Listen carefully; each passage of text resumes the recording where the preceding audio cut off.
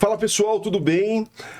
Novidades aqui no nosso canal. O podcast Pode Me Chamar de Luiz, a partir de agora, passará a ser um quadro dentro do nosso canal, o canal Luiz Olivieri. Isso se deu pelo fato de que esse podcast, ele pode ser e será uma ferramenta muito útil para que nós possamos difundir alguns assuntos realmente polêmicos envolvendo aí as questões de direito do trabalho e de seguridade social, sob um ponto de vista muito simples, muito palatável, com uma linguagem muito acessível, que é o grande postulado da justiça agora e do sistema judiciário do modo geral, ter uma linguagem mais acessível para que você, nosso seguidor, nosso ouvinte aqui, tem uma conscientização maior de situações que muitas vezes são excessivamente problematizadas e não deveria ser assim, não é?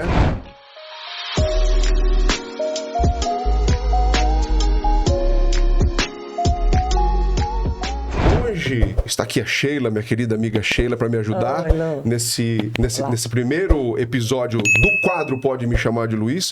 E nós falaremos sobre um assunto que tem sido reiteradamente trazido aqui nas caixinhas de pergunta, tá? Então, diria muito mais que esse primeiro episódio desse quadro novo aqui, saindo do canal Pode Me Chamar de Luiz para o quadro Pode Me Chamar de Luiz, pode ser considerado uma campanha de conscientização, né, Sheila? Com certeza, para ajudar muitos trabalhadores, muitas pessoas que precisam dessa informação. E o que tem acontecido, Sheila, na sua opinião, esses dias? O que tem chegado bastante pra gente aqui? Olha, Luiz, essa semana chegam muitas perguntas sobre assédio moral no trabalho. Assédio moral no ambiente do trabalho, Isso, né? Mas o que o doutor tem para falar? Olha, essa campanha que vai aparecer o nome aqui agora, olha que legal, 1, 2, 3.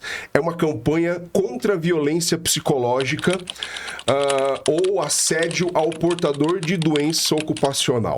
Infelizmente, nós vivemos numa realidade que, culturalmente, o portador de doença ocupacional, ele tem muita vergonha de ter essa condição. Muitas vezes, os trabalhadores, eles não se afastam do trabalho quando estão doentes, não entregam um atestado, não procuram auxílio médico, porque culturalmente é vergonhoso para o pai de família estar às 10 horas da manhã em casa, ao invés de estar trabalhando. Ele sofre brincadeiras e piadinhas dentro do seio familiar. Pô, você tá machucado de novo? O que tá acontecendo? O seu fracote? Porque o homem não chora.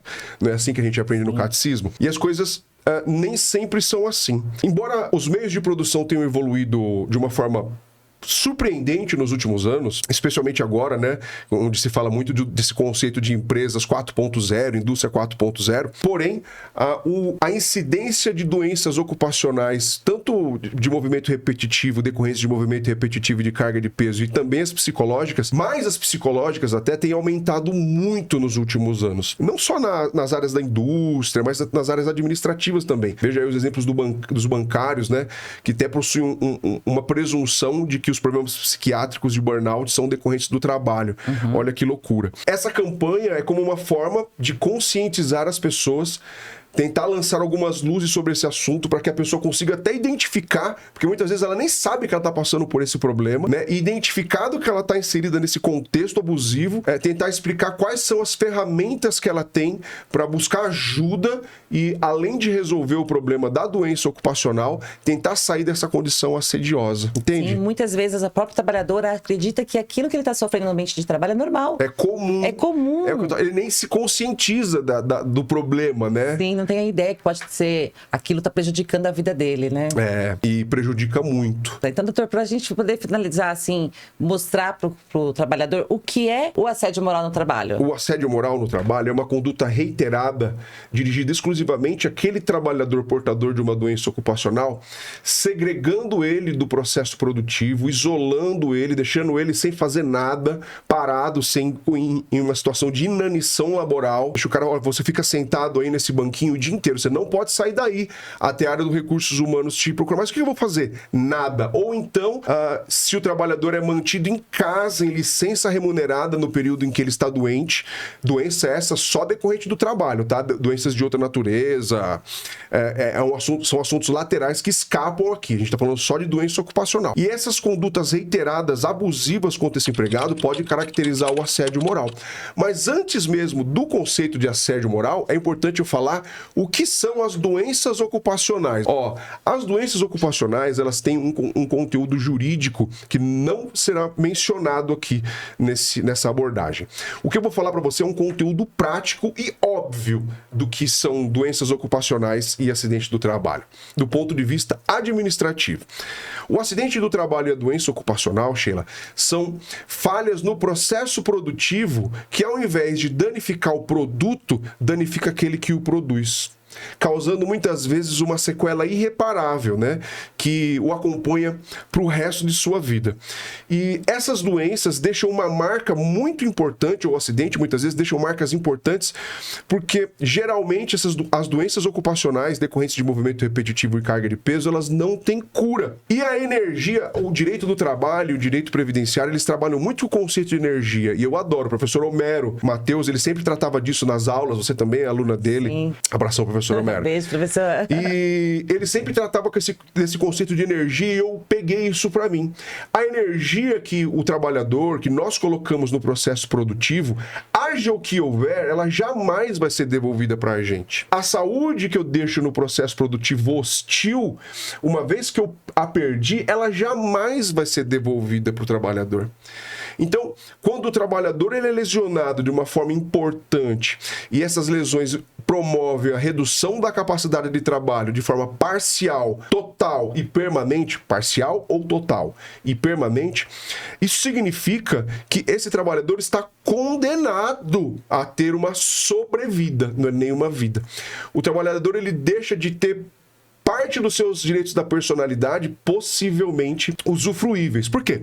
Porque quando esse trabalhador ele adoece por estar inserido num processo produtivo hostil, ele não vai conseguir segurar um neto no colo, ele não vai conseguir ter a chácara ou a casa na praia, que é o sonho da maioria das pessoas do nosso Brasil, ele não vai conseguir pintar uma parede, dificilmente ele vai conseguir encerar o carro, coisas que parecem bobas, mas fazem uma diferença muito grande na vida. Você que sofre dessa doença ocupacional que eu tô falando, esse vídeo é pra você, tá? Você não vai conseguir dormir de lado, quem tem problema nos ombros sabe do que eu tô falando.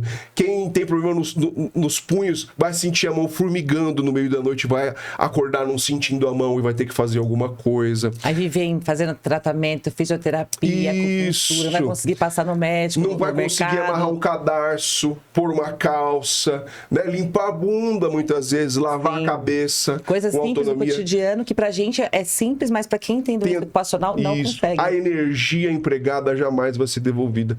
E é muito importante que, nesse contexto, quando a gente ganha um processo contra o INSS, por exemplo, ou até mesmo um processo trabalhista, buscando indenização da responsabilidade civil, dano moral, pensão, plano de saúde, ou auxílio acidente, que é aquela indenização previdenciária, geralmente a gente conversa com as pessoas para explicar o quão deturpada está a nossa sociedade, porque a gente fala para ele assim: ô Sheila, parabéns, o seu laudo médico foi positivo. A gente comemora. Pô, que bosta que o seu laudo foi positivo. Por quê, Porque né? significa que você está condenado a ter uma vida miserável do ponto de vista da saúde, né? O correto seria que o processo produtivo não ceifasse parte da sua vida. E quando a gente passa essa informação para a pessoa, é muito engraçada a reação, aí que ela se dá conta do quão deturpada é a situação que a gente vive, né? Sim. Nossa, eu não tinha pensado por esse lado, que eu tô condenado. E tem mais, tem muitas categorias organizadas em sindicatos importantes que tem algumas cláusulas de convenção ou acordo coletivo que dão garantia de emprego para essa pessoa lesionada até a aposentadoria. Esse convite à reflexão que a gente faz com as pessoas é para explicar assim para você. Olha, imagine que você está explicando para o seu filho que você ganhou o processo. Como seria a frase? Oi, filha, tudo bem? Papai tá muito feliz hoje. Por que, papai? Porque eu consegui estabilidade no lugar que tá me matando. Olha o quão impactante é essa frase. O que sua filha de 6 anos diria pra você? Ai, você tá maluco? Obviamente, isso aqui é a pior coisa que poderia acontecer na sua vida. É o que a gente fala.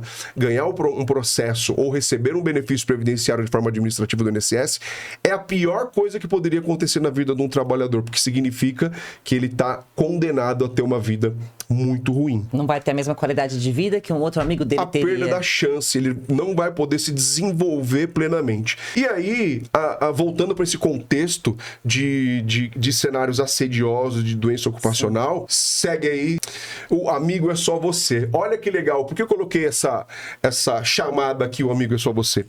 Porque o assédio moral, nessas questões de doença ocupacional, eles acontecem de várias formas. O exemplo de casa eu já expliquei muito bem, que a vizinha zomba da pessoa, ainda que a boca pequena, que, poxa, você está em casa essa hora da manhã porque você não está trabalhando. A esposa ou o marido falam que a pessoa começa a ficar encostada e já está encostada na caixa, como as pessoas dizem por aí. Mas o assédio, ele vai muito além disso. O assédio, ele pode ser, até, na maioria das vezes, ele é até involuntário. Porque o colega de trabalho, muitas vezes, recrimina essa pessoa que ficou doente de tanto trabalhar, colocando apelidos, né? A gente tem os famosos aí, o pena preta, o pé de frango, né? O encostado. Eles não se dão conta de que, quando eles fazem isso com esse coleguinha, eles estão fortemente sujeitos a ter a mesma falta de sorte que ele. Porque eles amanhã poderão ser eles. Provavelmente serão eles. E ainda há condições muito mais graves, Sheila, porque tem casos em que esse trabalhador ele é estimulado pela consciência coletiva ali, social, do meio ambiente de trabalho, da própria sociedade, a não procurar tratamento. E ele só vai, principalmente os homens, que têm uma resistência muito grande a procurar ajuda médica. As mulheres, com as mulheres, esse índice é um pouco menor, porque elas são mais conscientes de si. Os homens não, eles vão, igual você entrar com um carro no canavial, uma hora ele vai parar, não é? A resistência vai segurar de o lado, carro. não é tanta... Mas aí na hora que o homem para passar no médico, ele já está condenado, né? Ele não conseguiu fazer o tratamento. E aí ele é desestimulado socialmente nesse núcleo aí do ambiente de trabalho por todos, tá? Pelo empregador, pelo colega, muitas vezes até pela representação, pela CIPA, a não procurar ajuda, porque ele fala, olha, se você for procurar o seu direito, você vai ser inimigo da empresa. Acho que é todo mundo que é contra o sindicato, o supervisor, o colega de trabalho, o amigo do ônibus, a família, todo os mundo. amigos. E isso é muito sério, porque muitas vezes eles nem se dão conta de que estão fazendo Sim. isso. E o amigo é só você porque quem tirou parte da sua vida foi o processo produtivo. Então, na medida em que eu me envergonho de ter sofrido esse abuso, né? essa violação da diretiva de coordenação do ambiente de trabalho pelo empregador, e eu me calo sobre o argumento de que se eu procurar ajuda, eu vou estar sendo inimigo da empresa, desculpa, o amigo aqui na relação é só você. Porque o correto seria, visualizando que tem uma falha no processo produtivo que te lesionou ao invés de matar a peça, de danificar a peça ou o produto, qual é quando você tem uma peça danificada no processo produtivo? A gente etiqueta, a gente faz uma investigação das razões pelas quais a peça foi morta, que ela foi danificada, e quais são as formas que nós temos que adotar no processo produtivo para que isso não aconteça mais. Totalmente o contrário quando tem uma doença ocupacional ou um acidente do trabalho. Quando a pessoa se machuca, não tem, em alguns casos importantes, essa avaliação para falar, olha, Sheila, olha, me desculpa, o processo produtivo foi hostil com você, e o que nós vamos ter que fazer para corrigir isso daqui? Vamos tomar essa medida como forma de evitar que isso aconteça com outras pessoas? Isso seria o óbvio, né? Como vovó diria, outra fala do professor Homero. Mas não é assim que acontece. Geralmente, eles fazem socialmente falando, tanto extramuros da empresa ou dentro da própria empresa, todos os atores sociais ali fazem de uma forma coordenada, tá? Muitas vezes até involuntária, mas coordenada no sentido de que isso tudo seja abafado.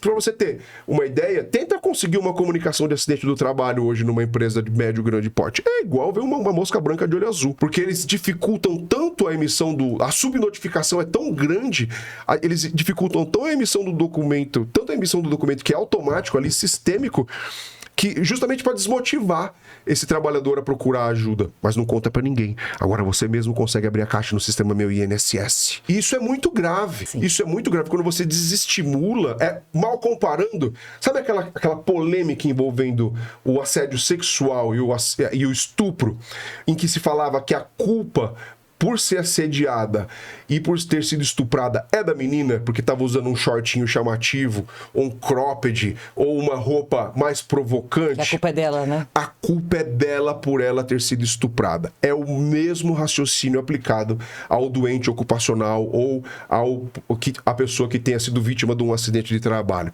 Então, essa vitimização, essa marginalização do doente de forma assediosa, reiterada, ela é muito grave. E as medidas colocadas à disposição dessas pessoas para conseguir ajuda existem. Vamos ver quais são elas? Como reconhecer, você viu como eu estou por dentro? Como reconhecer e reagir. O reconhecimento do assédio moral e a violação psicológica, a violência psicológica do portador de doença ocupacional, muitas vezes é gritante, outras vezes nem tanto. Quando um empregador ou um colega do trabalho, ou quem quer que seja, chega para você e fala reiteradamente que se você procurar ajuda, você pode ser penalizado, você está sendo vítima de um assédio. Se o seu gestor deixa você sem fazer nada em inanição laboral ou te deixa de licença remunerada para minar suas chances de procurar ajuda por conta da sua doença ocupacional ou do seu acidente do trabalho, você está sendo vítima de assédio. Se você é colocado na área de lazer do local onde você trabalha para todo mundo ver que você está sem fazer nada e todo mundo sabe que você é portador de doença ocupacional, você está sendo vítima de assédio.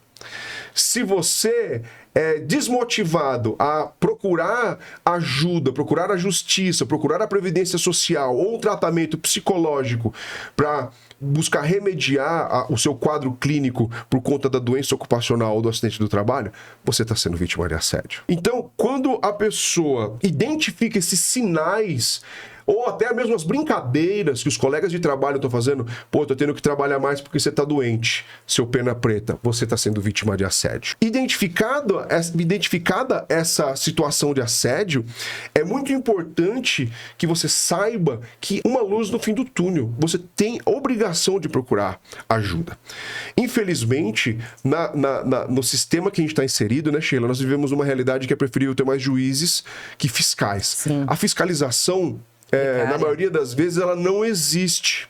E quando existe, é muito fácil de se mascarar esse tipo de informação. A fraude na emissão de documentos públicos, a subnotificação de doenças ao acidente do trabalho, só a morte que não, porque é difícil, não dá para esconder o morto, né? Mas a subnotificação de doenças ocupacionais de acidente do trabalho, elas também são muito fortes. E é importante que o trabalhador saiba que ele tem medidas. Quais são elas? Primeiro passo, procurar o sindicato da sua categoria. Explicar para o sindicato, ele deve ser o seu maior aliado e a Comissão Interna de Prevenção de Acidentes como forma de coibir o assédio ao portador de doença ocupacional. Se você é um portador de doença ocupacional e está sendo perseguido pelo fato de ter procurado ajuda, tanto jurídica como psicológica como médica, você deve procurar o sindicato e a Comissão Interna de Prevenção de Acidentes para que isso seja coibido. O sindicato não resolveu, Ministério do Trabalho e Emprego. Você tem obrigação de fazer uma denúncia no Ministério do Trabalho e Emprego, anônima ou não, como forma de que a fiscalização atue e verifique se nessa empresa onde você está lotado tem subnotificação de doenças ocupacionais e acidente do trabalho e se há circunstâncias de assédio. 3. Ministério Público do Trabalho, que é o promotor de justiça da Justiça do Trabalho. Não se confunde com o Ministério do Trabalho. Para que o promotor de justiça que atua na Justiça do Trabalho, verificando que existem cenários de assédio nesse local de trabalho, consiga coletivamente, para você não aparecer, tá? É a sociedade entrando contra a empresa ou o grupo de empresas como forma de tentar coibir esse tipo de conduta assediosa. E, em quinto lugar, o seu advogado de confiança. É importantíssimo que, individualmente, você que sofre esse assédio por conta das condições de trabalho e é portador de uma doença ocupacional, né, Sheila? Sim. Procure o seu advogado de confiança como forma de fazer com que isso cesse e que você busque, quem sabe, até uma reparação por conta do abuso de direito do empregador. E em sexto lugar, e não menos importante, procurar ajuda psicológica e ajuda do seu ortopedista, a depender da especialidade que tem a sua doença, para que você consiga lidar com esse bombardeio de sentimentos, de informações, de estigmas e de preconceitos e consiga observar tudo isso de fora e depois que você pensar com a sua própria cabeça, tomar a melhor atitude e percorrer o melhor caminho, né, Sheila? Sim, porque muitas vezes você está doente, você faz tratamento, você tem acompanhamento médico, você sabe de todos os seus direitos, mas você está tão dentro da situação que você não consegue visualizar que você está sofrendo assédio da empresa, por parte da família, dos próprios colegas de trabalho que estão ali do seu lado. Isso é muito ruim. E como é que fica o seu psicológico? Então, não é só um ortopedista, talvez um psicólogo, um psiquiatra. Sim. Quanto mais tratamento você fizer, melhor. Como é que você comprova que você tem a lesão? Pois é. E além do comprovar, essa questão social ela é muito grave, porque muitas vezes a gente sofreu uma lavagem cerebral no catecismo. Eu tenho que vestir 1, 2, 3, 4, 5, 6 camisas. Todo mundo tem que fazer o melhor trabalho. É o mínimo. A excelência é o ponto de partida, não o ponto de chegada. Então, fazer o meu melhor é sempre o óbvio. Porém, a gente não pode confundir essa relação de trabalho com uma relação de amizade. Porque, como eu falei, às vezes o amigo é só você. Então, às vezes o empregador ou o analista de recursos humanos, ou um gerente, ou um diretor, que também são empregados, na maioria das vezes eles acham que eles são a empresa. Porque na faculdade de administração a gente aprende isso, que nós temos que pensar como uma empresa. Então, olha, a empresa, eu sou analista de recursos humanos, a empresa tomou essa atitude aqui, não tomou nada, pessoal. É o coleguinha ali. Então, às vezes ele tá se perdendo a identidade da classe que ele pertence. Ele acha que ele não é um trabalhador e que ele tem um superpoder. Agora, não, eu sou o... Não, você não é nada. Você é um empregado tanto quanto a pessoa que está apertando o parafuso lá na linha. A única diferença é que muitas vezes ele está mais dentro da Matrix do que esse coleguinha. E ele não consegue perceber o absurdo que isso é. Então a gente tem que romper essa barreira e fazer com que somos só pessoas tentando fazer o melhor. Tá? Então, assim, eu suspeito muito quando as empresas chamam o departamento pessoal de recursos humanos. Por quê? Porque existem 2 tipos de recursos no capitalismo. O recurso não humano, que é o alicate, é o torno, é a fresa, é a catraca, é a parafusadeira pneumática, e o recurso humano. Se você é tratado como um recurso humano, abra seu olho, porque você é escancaradamente descartável. Quando a gente se dá conta do quão descartável nós somos num processo produtivo, a gente se anestesia, né? E aí, qual é o objetivo desse assédio? Voltando lá no comecinho, fazer com que a pessoa se desanime. Muitas vezes ela pede demissão do emprego, ou ela começa a ter baixa performance e é demitido, ou que ela saia do processo produtivo. Ou então ainda, quando ela tem ciência inequívoca da lesão, ela não procure ajuda e acabe perdendo os seus direitos. Agora, um pouquinho de juridiquês, não vou falar os artigos, mas a legislação, Sheila, lógico que você sabe, ela é no sentido de que há um prazo para que as pessoas busquem a reparação nos casos de doença ocupacional e acidente do trabalho. Nos casos de acidente do trabalho é simples, o prazo é de 5 anos para os 2. No acidente do trabalho é simples, porque cortou um dedo, a gente sabe, ó, o cronômetro disparou hoje, no dia que eu cortei o dedo para buscar reparação. E nos casos das doenças ocupacionais, como a gente vai aferir qual é a data em que o cronômetro dispara para que essa pessoa busque o direito? Muito se estudou sobre isso e se criou um nome bonito de se dizer que o cronômetro do tempo que a pessoa tem para buscar a reparação, se for o caso, ele dispara no minuto em que a pessoa tem ciência inequívoca da lesão. Essa ciência inequívoca da lesão, numa doença crônica, ela tem 3 momentos. Primeiro momento, alguns entendem que é da data em que a pessoa fez o exame ou ficou afastada pelo INSS a primeira vez por um auxílio-doença, porque ali ele já teve ciência da incapacidade. É uma tese fraca, porque o auxílio-doença pressupõe uma incapacidade temporária. Depois que passou esse período de tratamento, ele volta para a vida, a doença curou, um abraço. O segundo entendimento é no sentido de que o cronômetro dispara quando a pessoa, num processo judicial ou administrativo de concessão de benefício de auxílio-acidente, por exemplo, teve um laudo pericial que atesta a existência da doença, o nexo e a redução da capacidade. Disparou o cronômetro. Essa é uma tese intermediária que vem ganhando corpo, mas ela não é preponderante. Por quê? Porque quem tem a voz autorizada para dizer quem a pessoa tem razão ou não, embora seja um conhecimento preponderantemente clínico, é o órgão jurisdicional, é o juiz, na segunda instância, geralmente, que é onde acaba a fase de quem tem razão. Então, o terceiro posicionamento é no sentido, que é o mais aceito, é no sentido de que o cronômetro dispara os 5 anos, o cronômetro dos 5 anos dispara no momento da publicação do acórdão ou do trânsito em julgado, que é a certidão em que a fase de quem tem razão acabou. Mas, Luiz, não dá para ter no processo judicial recurso para Brasília? Claro que dá.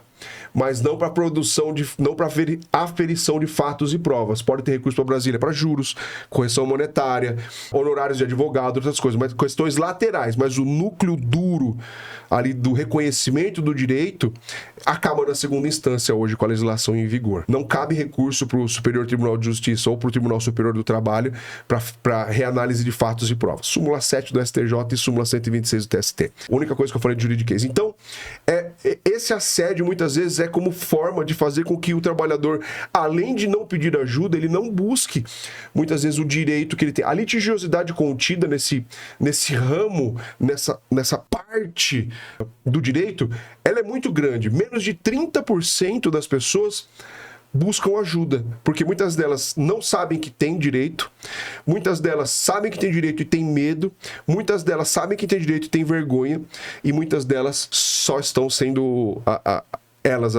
os amigos. Então, é uma situação muito grave que merece alguma atenção. Então, nós lançamos aqui para vocês hoje essa campanha, uma campanha contra a violência psicológica ou assédio do portador de doença ocupacional. Peço encarecidamente que você difunda esse vídeo do nosso Pode Me Chamar de Luiz aqui, com o máximo de pessoas que você conseguir, tá? As pessoas que você gosta, como forma de mostrar para essas pessoas que porventura estejam nesse cenário que há saída, que há luz no fim do túnel, né? Tem solução. Tem solução, tem que procurar ajuda agora. Porque, como eu falei, a energia que você empregou no processo produtivo jamais vai ser devolvida a você, infelizmente. Então, nem o juiz, nem o advogado, nem o médico vão conseguir trazer a sua saúde de volta. Então, como você vai se portar mediante isso? No meu entender, é traçar um plano A como forma de libertação, porque, mas eu tenho estabilidade no meu emprego. Cara, é a pior loucura que você vai de pensar que você vai querer permanecer num lugar que está te arrancando a sua vida. A não ser que te aloque num posto compatível com a sua condição pessoal de saúde. Mas o planejamento de libertação é você desenvolver aptidões que lhe tornem mais atrativos para o mercado, para você sair desse processo produtivo. Porque imagina hoje, vamos supor que você tenha estabilidade no emprego até aposentar. Você vai aposentar com 65 anos, parceiro. Ou 62 se você for mulher. Qual a chance de você conseguir ficar todo esse tempo lá? E é aquela coisa, né? Por exemplo, vamos supor que você trabalha na empresa há 10 anos. Nesses 10 anos você ficou doente de tanto carregar carga de peso ou fazendo movimentos repetitivos, não importa. Você ficou doente. Aí você tem uma estabilidade na empresa, garantido, bonitinho, até você se aposentar. Você sabe que tem o direito, mas você não quer o seu coleguinha lesionado. Aí você abre um processo e aí começa o assédio pior em cima de você. Sim. A empresa, seus amigos, o sindicato, todo mundo ali, nossa, vai processar a empresa. Mas eu não estou processando porque eu quero, eu estou processando para ela aprender, para ajudar o outro trabalhador. Para que não aconteça o efeito pedagógico. Hoje eu não consigo levantar o braço. Até por conta do prazo também, né? Passado o prazo de 5 anos, prescreveu, a pessoa não tem direito exercitável. Mas essa perseguição, ela acontece mesmo. Muita pessoa fica sem graça, com medo. Às vezes nem de trabalhar. A pessoa se sente, tenho estabilidade, tenho meus recursos, tenho meu benefício do INSS, tudo bonitinho, mas eu estou com medo de trabalhar, porque o meu chefe ou o meu coleguinha fica me zoando, fica me falando que eu não sou mais o camisa 10, mas eu trabalhei 10 anos, eu dei minha vida lá atrás, eu trabalhei pela empresa, eu ralei. Hoje eu tenho a doença porque eu trabalhei de verdade. Pois é. Eu não estou agora assim porque eu quero, eu estou assim porque a empresa me causou. Então não deixa que acontecer com outras pessoas. Sim. Também. E é muito, muito importante essa frase, até a gente encerra com essa frase, que tem me feito refletir muito de um tempo para cá, principalmente nessa questão de saúde e segurança do trabalho e de assédio de doença, decorrente de doença ocupacional, é que depois que você adquire uma doença, depois que você adoece, não existem mais outros problemas. Porque a doença, ela rouba tudo, rouba o brilho, ela rouba a vontade de viver, ela rouba a sua dignidade, ela rouba parte da sua identidade, ela tira tudo de você. A falta de saúde tira tudo de você. Tudo. E só pensa na doença. Isso é uma frase muito impactante e eu gostaria que você ficasse com essa reflexão, tá? Difunda esse vídeo com toda a sua rede social. Se você gostou desse primeiro episódio do nosso quadro Pode Me Chamar de Luiz, mande mais ideias, fomente aqui nas nossas caixinhas de perguntas, deixe nos seus comentários. Manda pra gente. Essas perguntas, das suas dúvidas, do seu contexto social, é que alimentarão esse nosso quadro como forma de a gente tentar ajudar você a enxergar muitas vezes o óbvio. Então é isso, Sheila. Muito obrigado. Obrigado, Lu. E até a próxima. Até.